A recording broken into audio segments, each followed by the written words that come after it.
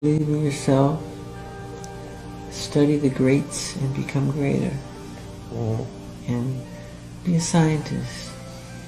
Dissect.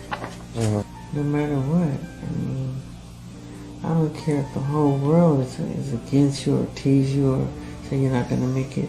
Believe in yourself. No matter what. No matter what. Some of the greatest men that have made a mark on this world were treated like that. You know, you're not going to do it. You're not going to get anywhere. They laughed at the Wright brothers. They laughed at Thomas Edison. They laughed at Walt Disney. They made jokes of Henry Ford. They said he was ignorant. He didn't have a college degree because he dropped out of school. Disney dropped out of school. They even took Ford to court to prove his intelligence. That's how far they went. Yeah. And these are men that shaped and changed our culture, our customs, the way we live, the way we do things. And I think God plants those seeds through people on the earth. And I think you're one, I'm one, to bring some bliss, some escapism, some joy, some magic. It's another episode 4 of Janitha's Masterclass. We just watched that clip from Michael Jackson. That's my favorite singer of all time. Been dancing like him since I was a little kid, so that's my guy. Man, what Mike was saying is absolute. It reigns definitely true in his career as far as pioneering, bringing different elements to the game that we've never seen. Like, Michael Jackson was the first singer to basically make every fucking music video a movie. Like, every video he did, in fact, it's almost like if we lived in today's world, he would have took it a step farther, but because those music videos, like, they had to be expensive as hell to shoot because it was like literally so much like a movie. Like, I'm sure he was putting in, I'm pretty sure, I mean, I'm not even gonna say I'm pretty sure, like, I know he had fucking John Landis. That's the John Landis is the same dude who did the who directed Coming to America, and he also did some other shit. John Landis might have did the Goonies as well, but I know he did Coming to America for sure. And he's done amazing shit. Like, Landis is big. Yeah, I mean, he's a movie guy. So the fact that Mike went and got John Landis to do Thriller was a big fucking deal. And then Landis did pretty much every other video. The Bad video, all those other videos is John Landis. So he had movie quality videos for real. He had a whole fucking movie director doing his videos. So Mike was a pioneer of the game. Now, basically what he's saying is, when you're a pioneer, you're a first. To be a pioneer means you're the first person doing something. So if you're the first person doing some shit, you're going to be looked at like, what the fuck are you doing? What the fuck are you talking about? The fuck are you saying? No, it's not done like that. Nah, that shit's impossible. You could never do that. What? No one's done that before. Who do you think you are to have the audacity to even believe that this is even fathomable? You feel me? These are the things that are going to come to other people's minds when you start talking about shit that's never been done before. Because you will be the first to do it. Now, Les Brown, he was what? Episode 3. And this was not even said in this episode. I'll probably take this clip though. We'll do another Les Brown episode. But one thing that Les Brown made note of, I'm not sure exactly what race it was, but there was a certain amount of meters that it was basically deemed impossible. Like, you could not run this many meters. Let's say it was like, I don't know, 40 meters within a minute or some shit like that. So you couldn't run 40 meters, example. It's not the true thing, just a rough example. You couldn't run 40 meters within 1 minute's time. Yeah, I mean, and that was the thing for like ever. Like, that really was like, it was almost like it was a fact. Yeah, I mean, that shit was a fact. That just couldn't be done. One day, a man decided he was going to prove this fact wrong. So, bang. He trains, and he goes out, and he proves the fact wrong. He fucking runs the 40 meters in less than a minute. And guess what happened after that? Like, 30 other people did the shit. Yeah, I mean, it ended up no longer being this thing. Why? Because it took one person to prove that it could be done. Now, I think that's a great example because there are a lot of things that if you're the first to do it, how would you know this thing's a real thing? It could be done. But the thing that I know is that if you can think about it in your head, like if that thing, that thought, that idea can come to you in your mind, that means it can really be manifested into this reality. Anything that your spirit guides give to you up here is something that is really meant for you to manifest. Now it's up to you if you're just going to like leave it there. Now this is the cool part, and this is in another Michael Jackson. This is something else Mike said, and he didn't say it in this clip. He said it in some other clip. But this is why I give y'all the masters. This is why I wanted to do this on a spiritual side. I actually got this idea from a guy named Dorian. Dorian from Group 82. And he's a guy that I listen to. I call him, for right now, I've been calling this guy my mentor because this guy be having some good ass ideas. You know what I mean? And I be on that shit. And this is one of those good ideas. So Dorian, he does a similar thing. And there's a lot of channels that do this. They'll take clips from, you know, people we know and love, and they'll give their take on it. But you already know, with me coming from the spiritual side, the tarot world with it, I really wanted to give the spiritual take on these things to let y'all know that, like, these people are like, don't think like Jen's just out here doing some spirit. No, these motherfuckers know about this shit. And even if, and I say this a lot, even if they're not actively, because like there's a lot of people that I watch where it's like, okay, like Master P, for example. And not to say he's not spiritual, I'm just using him as an example. But anytime I've listened to P, I never really heard him say anything that was super duper spiritual at all. Like, no, he tells his story, what happened. But when you go into the story, the fact that he flew to motherfucking California with basically no money, him and his bro took that flight to go talk to, I think it was Iovine. It might have been Jimmy Iovine, could have been someone else, but took that flight for them to offer him $1 million, and him turn down $1 million to go back home to Calio Projects broke as fuck. You know what I mean? That shows you that he had spiritual context. Like, I mean, even if he didn't know it, if he wasn't aware. So when we look at these masters, and when I break down the spiritual shit, it's just to let y'all know the spiritual shit behind this. Like, there's more at work. There's more than what meets the eye, my friends. So basically, and this is like with P, like everyone that we're going to look at who's a master, they all had an idea and they manifested that shit. So that's going to be congruent and a constant throughout this whole thing. That's just what it takes. That's just how this shit works. Anything that you want to do in life, it's an idea first, then bang, you turn that idea into a motherfucking fact on the planet Earth. You feel me? So that's just how it goes. But yeah, so to be a pioneer, even if it's an idea, excuse my stutter, sometimes I do that, but if it's an idea that you've never thought of, no one else has told you it, it just eureka hits you, like strikes you like lightning, right? That is a fucking sign that that's definitely a divine message. And I always say this when in my go back, I'll probably put it up in my tags for you guys to check it out. But there's a video I did on how to tell when you're getting spiritual messages. And that's one of the main signs, is if it's something that you never thought of, no one's ever told you, it just comes straight from out the clear blue sky, that's God. That's, or whatever you believe in, that's your creator, your spirit guides letting you know, bang, this is the next move for you. So to be a pioneer, yeah, you may be called crazy. Now listen to the people he named that were called crazy. I'm going to name this person last because that was interesting. Walt Disney was called crazy. The Wright brothers was called crazy. Thomas Edison was called crazy. So if those guys, each of those guys that I named, if they really let the people deem them crazy or be like, damn, you're right, this shit is crazy, I can't do this. What was I thinking? Crazy old me. You feel me? If they took that approach, then we wouldn't be able to fly back and forth. Now, there's something that I want to get back to what I was going to say about Mike. There's something else to this. We wouldn't be able to fly back and forth, maybe. This is all relative now. Wouldn't be able to fly back and forth, right? We would still be, like, none of this would exist. I wouldn't be able to talk to you like this because there would be no electricity. You know what I mean?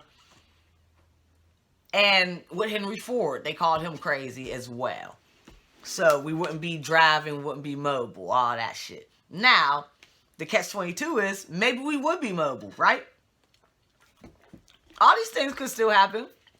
We could still, even without, and this is where we get back to Michael Jackson, because this is how we know that he was tapped in.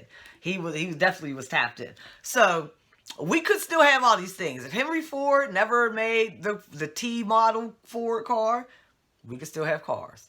If Walt Disney never came up with his cartoons, we could still have brilliant animation cartoons similar that tell these stories. If the Wright brothers never thought of flying, someone else could have did that. And that's the thing, because these gifts, that's how you gotta look at it. These ideas that we come up with, the planet is the planet. Like, whatever's supposed to come here is gonna come here.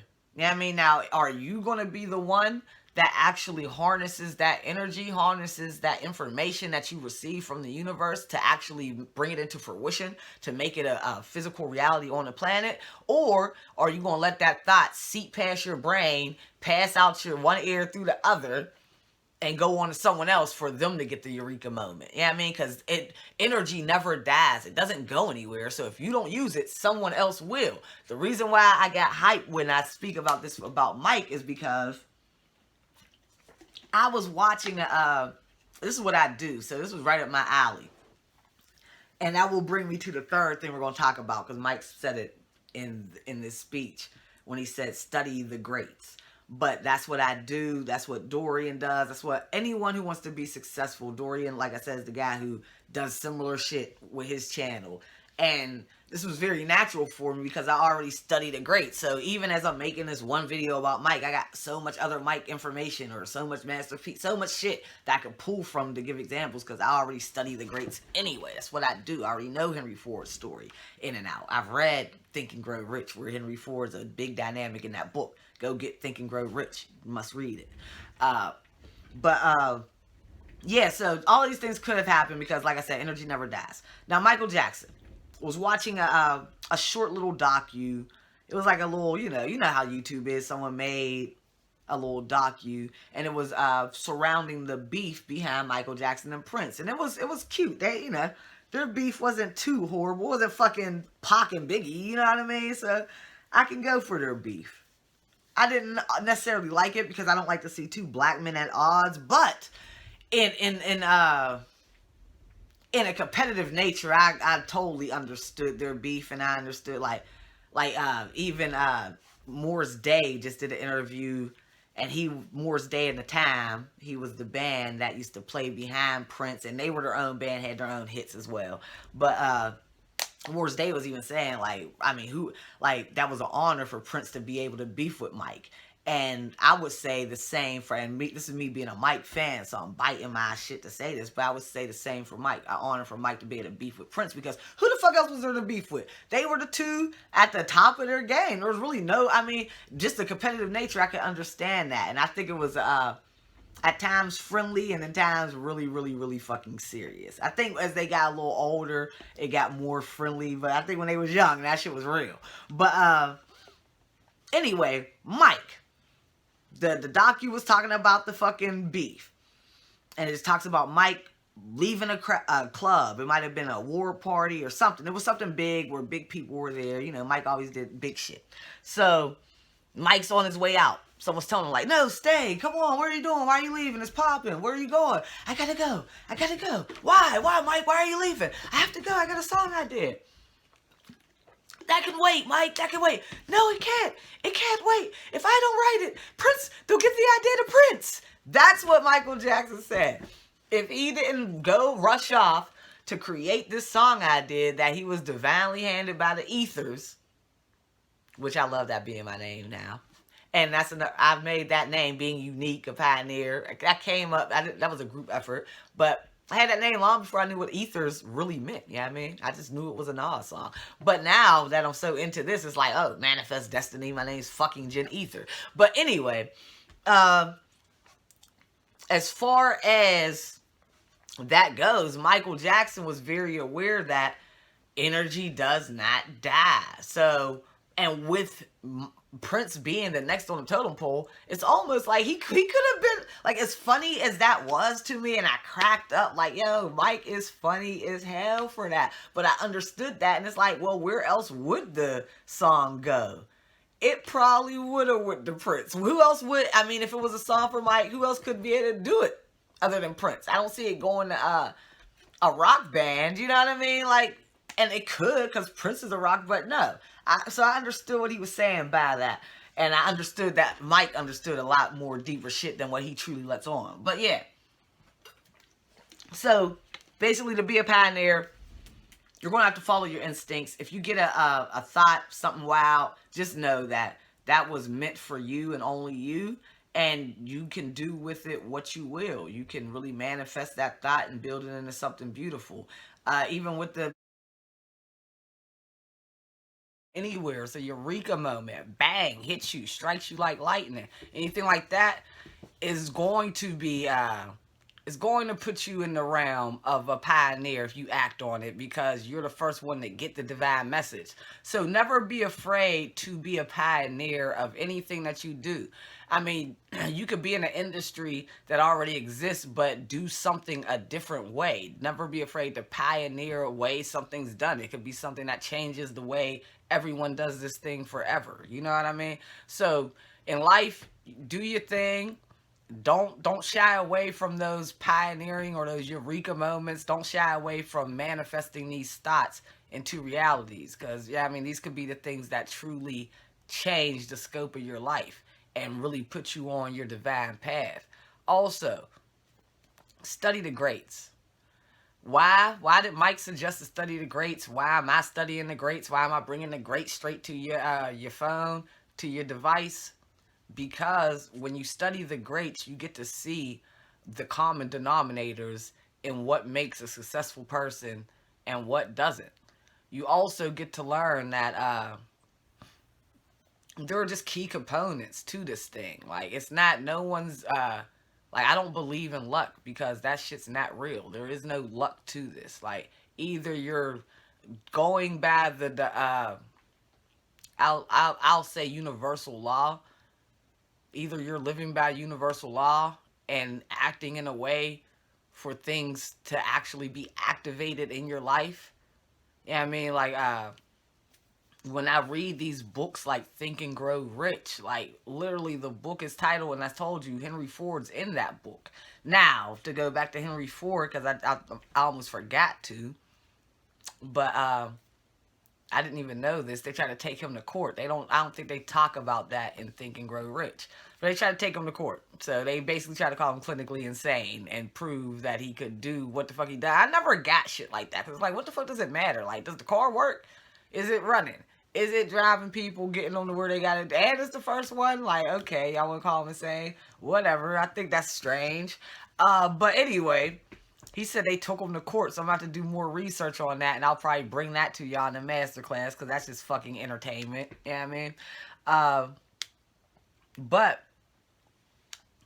with that being said, with Henry Ford, with studying the greats, when I read that book, Think and Grow Rich, even the title of the book, Think and Grow Rich. So that lets you know one thing just within the title, that people who are rich thought rich. There's a certain mindset to this. You're not just gonna, and it's not always about, because for me, I'm not all about riches, like being rich, and we're gonna get to this. We're gonna do a lot of Dame Dash clips, but he said this. What's rich to you? Like, rich for me is being happy. Like, right now, I'm living a rich fucking life. You know what I mean? Now, am I rich? No. No. Am I headed there? Yes. Yes. Is that what makes me feel rich? A part. Yeah, a bit of it, because I know that I'm doing the things as far as, and not just thinking rich, because once you start thinking to grow rich, then you start acting upon that. So I put money, I invest in the stock market. So that's something that I do. I invest in my own endeavors as far as running my own businesses, coming up with new ideas. So yes, but these all started from thoughts. Yeah, I mean, thought forms in my motherfucking brain that I had to actually put out there. But like I said, just from the title of the book, we can understand that there is a certain thought process. So when we're studying the masters, and why it's so important that we do so, study the greats as Mike suggested, and why I'm bringing this to y'all, is because we have to get a good grasp on what's the common denominator. How do these fucking people think? It's not just happen sake. Like, they didn't just up and one day become rich. And even if for those who actually got their riches passed on to them, or practiced some form of nepotism because their family was rich, they still, like, money goes, as we all know, money can fucking go a lot quicker than it can be raised if you're if you're mishandling it. So it like, just because someone got their riches passed down to them, they could have easily blew that shit. But no, the people who didn't blow their riches, even when they were passed down to them, is because they were already raised to think rich. They were already raised under a certain set of principles as far as understanding the importance of assets over motherfucking depreciating motherfucking shit. Yeah, I mean, shit that depreciates. So they were making more investments than they were accumulating debt. Shit like that. Just, and that's, you know, that's on the actual money side of it. But there's an actual thought process of this too, because to actually get to those practices, you have to change the way you think. And a lot of it comes from even knowing that everything that you want is right there within your grasp. I mean, shit is not as hard as it seems. The reason why a lot of us never make it to our goals is because we don't study the greats. Because we don't take a second to just look at it. Because if we don't imagine, because this is why I started studying the greats. This is literally why. I've been studying people who've gotten to where they need to get to for a long ass time. Since I was probably 19 is when I got really interested into just, and that was just me just really liking the stories. Like, I'm a person who I love success stories. I love fucking success stories. I love hearing about a motherfucker who started with fucking nothing and got to the top. I love hearing about the comeback kid. I root for the comeback kids in life. Like, I really cheer on the underdog. That's my thing. I'm an underdog. So I always resonated with the underdog, you know what I mean? But and a lot of people will be like, Jen, you ain't no fucking underdog. But I don't know, I guess with my scrappiness, like, that's my driving me to want to win. Like, I always feel like an underdog. So I mean, a lot of times that can play to my benefit as well. But yeah. But with that being said, though, we'll notice that a lot of people aren't winning because they're not studying. Like, if I'm the underdog, if I have no real, like, in my physical reality, I have no one to really look to get to where I'm trying to go, then I have no other choice but to kind of, like, it's gonna seem unfathomable when I just see someone just there. So, for instance, I want to be a big rapper. I don't really care about being a rap star. But let's say I wanted to be the biggest rap star in the world, right? Which I feel like is very achievable for me just because I don't give a fuck that much. But let's say I wanted to be on a Jay-Z fucking level. Let's say that, right? Now, if I'm just a kid from Wilkinsburg, Pennsylvania, Pittsburgh, Pennsylvania, you know what I mean? But my hood, we rep Wilkinsburg. We don't rep Pittsburgh because we're on our map. You feel me? Like, everyone from my hood is going to thumbs up this video when I say that shit. But yeah, we're on our map. So we don't be with that shit, nigga. Wilkinsburg, Pennsylvania. But anyway, as far as me being from just a small, small fucking hood in Pittsburgh, and then I want to be as big as Jay-Z, right? And all I do is I just see Jay-Z. I've never really seen the come up. I've never gotten a chance to grasp his story, what he did, what he went through. None of that. I just see this motherfucker on, like, doing videos, toasting up bottles, doing big ass buying fucking neighborhoods and stadiums. That's all I see. How the fuck would I believe I could do that? How the fuck would I believe I could come anywhere close to doing or achieving what Jay-Z has achieved? No, I wouldn't believe that. But when I get down into Jay-Z's story, when I start to read about Jay-Z or just watch interviews about Jay-Z and figure out like, oh shit, he came from, I mean, I'm sure everyone knows this, but to really get into it, not just, because that seems like an enigma. A nigga from Mossy Projects became a billionaire. That seems like no one else can do that but Jay-Z. You feel me? But to really study his process, like really get down into like, okay, at this stage of his career, first of all, he came into the game as an entrepreneur off top with business partners, Biggs and Biggs and Dame. So he was already on some entrepreneurship. So study that fucking section of Jay-Z. Then study the motherfucking section of him where he branches off. He becomes the fucking exec of Def Jam Records, the president of Def Jam Records. Okay, now you see that. Then you see he dipped out. He said he dipped from that shit because he didn't like being the helm of a record company, basically of that record company. That's why you even see him. So you see the maturity from where he became the fucking president of Def Jam. Everyone was pissed at him for that shit. DMX still was, he was hot for a minute. I think they're cool now. But DMX was mad as fuck at him for a minute. But anyway, so bang. Then he leaves from the presidency of Def Jam, and I believe he just did the artist thing for a minute. I don't think he even did Roc Nation for some time. Then he comes out with Roc Nation.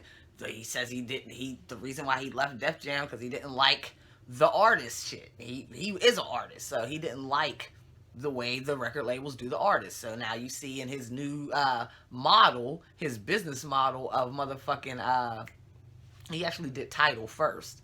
But he did Tidal, and then he came out with Roc Nation, right?